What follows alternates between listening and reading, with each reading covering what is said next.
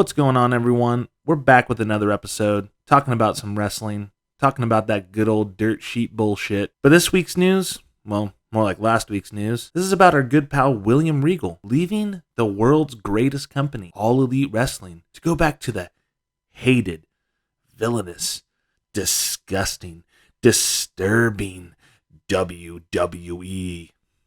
But is it really that big of a deal? Should it really be that big of a problem that William Regal wants to go back to a place that he never really wanted to leave to begin with? It's not like he left on his own volition.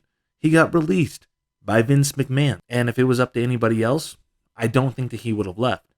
Triple H definitely didn't want him to go. And everything we've seen on WWE TV lately seems like he's trying to fucking kill everything that was Vince before this. So everyone's over here trying to threaten William Regal, literally the AEW cult, saying that they want to see him drown, talking about how they want to see him die, saying that he deserves to get into a car wreck. Like, I think that's a bit extreme, don't you think? From what we can see, it's not like he did anything important with the company. Tony Khan didn't use William Regal like I think a lot of us were expecting him to be used as. He ran with the Blackpool Combat Club, a faction that does nothing. What, he would come out and do commentary for him? But that was it? He was just a face. Tony Khan did his typical booking. Hey, here's a former WWE wrestler. He's going to get a big debut. We're going to use it to get some ratings for the next Dynamite. After that, where do they go? They don't use these people. Name one debut that has really lasted, other than the obvious CM Punk. I mean, Daniel Bryan. But look at everybody else. I mean, actually, take a look at Daniel Bryan. What is he doing? What is Daniel Bryan doing? Bryan Danielson, what is he doing? Is he doing anything important? Is he going after the AEW World Championship? That guy's floundering around with Ring of Honor bullshit that no one fucking wants to watch, which apparently now Tony's taking those criticisms of having so much Ring of Honor on AEW television. He's taking it to heart, guys. He's going to have less Ring of Honor on AEW TV because he's starting to see that that's not working out. Are you fucking kidding me, guys? I don't think that guy realizes that he's not making television that people want to watch. This is only for the marks for the elite. This is only for the marks who love the indie show bullshit. This isn't wrestling. I know everyone says AEW didn't get into this to have competition with WWE, but yet they shit on WWE every chance they get. And don't hit me with that bullshit saying, oh no, that's not it. Then how come every single week MJF is out there, he mentions WWE? How come every new debuting wrestler for the company who used to work for WWE always has something negative to say on TV? This isn't just a coincidence. This is because, for some reason, either Tony Khan feels this way, either they know that talking about WWE is going to get them a little boost in the ratings, going to give them a little pop amongst the crowd. But it's cheap heat. It's cheap. It's cheaper than going to the dollar store. It's literally like I'm getting a hand-me-down. But I digress. Sean Ross Sapp of Fightful.com reports that William Regal approached AEW and requested they not renew his contract at the end of the year so he could spend time coaching his son and head back to WWE. Regal apparently made this request sometime around October before the Toronto shows. Apparently, Tony Khan had to think about this decision due to the fact that his mother was in the hospital at the time, but considering how he was feeling about his family, Tony Khan apparently decided to approve of the release. So, for me, when I'm hearing this isn't just like, I don't know. This to me sounds like, hey, how do we make this sound as great as possible? I'm not going to say that Tony Khan is a bad person. I'm not going to say that he's a terrible person. I'm not going to say that Tony Khan, is going to do something malicious. But to me, if you have other people who want to get out of their contract, but you're saying no, and then you're going to go ahead and let Regal out, then, you're going to have a bigger problem on your hands here eventually. But Dave Meltzer says, which literally in the span of fucking 3 days, on the 28th, he posted to Twitter saying that William Regal had signed for 3 years with the company, with All Elite Wrestling. And 6 days later, he says that no, that's not it. He's leaving. So Meltzer basically says, hey guys, all this talk about Regal leaving, it's not true. He signed for 3 years. Then about 6 days later, on December 4th, he says, no, I have to make a correction. He's actually leaving. But it was originally reported that, hey, he was going to be there for 3 years. And then amongst the dirt sheet reporters, EC3 decided to come out with an exclusive interview with Sportskeeda, stating that as soon as William Regal got over to AEW, he immediately regretted the decision, that there's very much a maturity issue within the management. Now, that isn't necessarily far off from what we're hearing from everybody, right? I mean, most famously at this point probably talking about CM Punk and the way he handled the media scrum and how he basically called out the whole entire locker room, saying that they were a bunch of children. So this idea that the maturity level here in AEW isn't on par with other promotions, mainly WWE, it's telling the true story that over in AEW, they're having a serious issue. And that issue is that there is no control. No one's in charge. I don't give a fuck. Tony Khan doesn't fucking run that place. If Tony Khan ran that fucking place, he would have fucking taken the microphone out of CM Punk's hands the moment that he said something off script. If Tony Khan ran that shit, he would not let the elite go out and fucking mock CM Punk in Chicago. I don't care what anyone says. Oh, that's just what heels do to get heat. That's not what they're doing. You do not bring back Colt Cabana for a match when no one fucking even cares who he is unless you're the marquee audience here. The marks, the internet marks. You do not bring back Colt Cabana unless it is a personal dig at CM Punk. That is literally what we're looking at. So Tony Khan is not in control of any of these fucking people. And it's showing.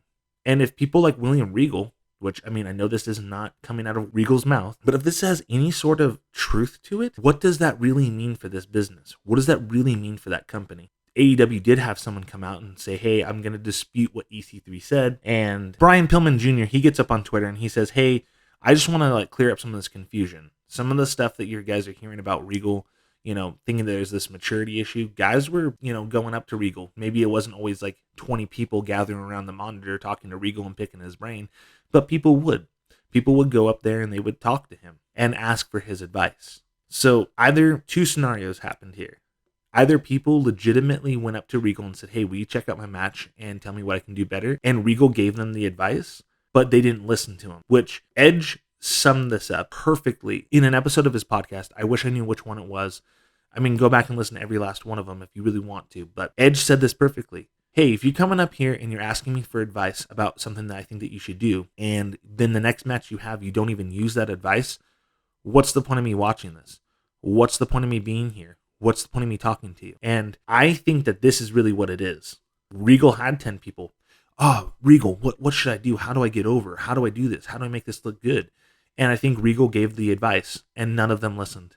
And this is going with the narrative that with what CM Punk said, hey, I'm working with children here. We've heard that there's eye rolls backstage. We've heard that there's people who don't respect each other. Hangnail Adam Page coming out saying, I don't take advice from anybody. Do I think that, yeah, Pillman's out there, Pillman Jr. is saying something that's true? I definitely do. People probably did crowd Regal, but they didn't listen to him. They just did the same bullshit they always do. I'm going to go out there and slap my legs. I'm going to go out there and just have an indie garbage match. 90% of AEW wrestling matches, that's what you're looking at. It's just garbage thrown together just to have a match. Take a look at the Ring of Honor pay-per-view that they're quote-unquote having. I have not seen Wheeler Yuta or Daniel Garcia have one single promo amongst each other. I mean, I think this is the go-home show. It's this Saturday. Dude, there's no fucking Claudio Castagnoli, fucking Chris Jericho fucking promo with each other. There's none of that tonight on Dynamite. I mean, as I'm recording, this is 12/7, so Dynamite's already aired. Okay, another match that they have for the next Ring of Honor pay-per-view. The Briscoes versus FTR. The Briscoes can't even get on fucking TV, and there's supposed to be this huge hype for it. And I went to the comment section after the Guns, announced, oh, this is going to be a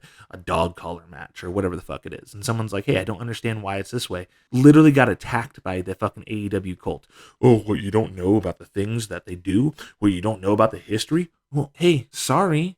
I don't get up on fucking, Google search and fucking watch the YouTube channels and all that shit. Like, if I see it on Facebook and I'm following it on TV, and that's where I'm primarily digesting AEW, then that should be fucking explained. Or put them in a match with people that you can put on TV. I'm sorry. If you guys like the Briscoes, which is a different fucking story for that, but if you guys like the Briscoes, good for you.